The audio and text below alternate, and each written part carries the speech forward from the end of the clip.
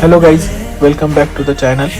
आपण आज छत्रपती संभाजीनगर टी.व्ही. सेंटरला असणारे स्वामी विवेकानंद गार्डनला व्हिजिट केलं आहे.